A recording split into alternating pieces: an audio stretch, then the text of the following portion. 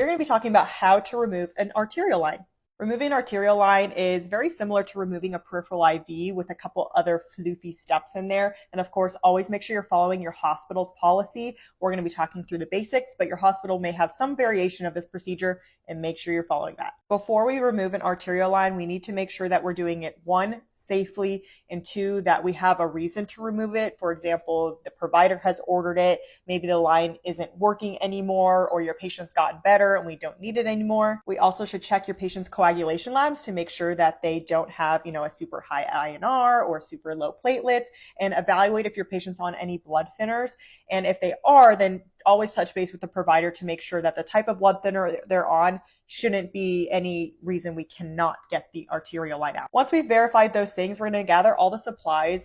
Most hospitals just require this to be done aseptically, but some will require it to be done in a more sterile fashion. So definitely make sure you're looking at your policy. But I'll grab a transparent dressing, a couple 2x2 sterile gauze.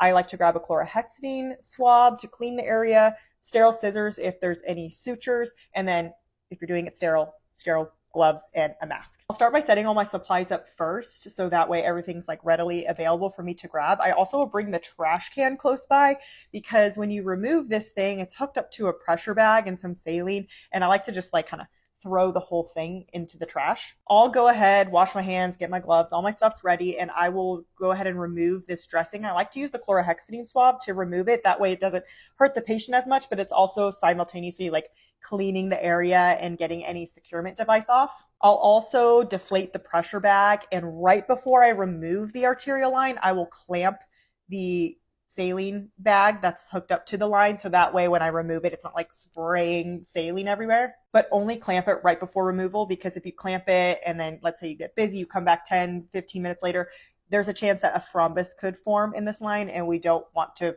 form unnecessary thrombi. Once the dressing is all the way off and you're kind of just chilling here holding the line, I will take my sterile gauze and I will place it over the site and simultaneously remove the line and hold some good pressure over that artery. Arterial lines aren't that big, so you should be able to achieve hemostasis in a 5 to 10 minute period.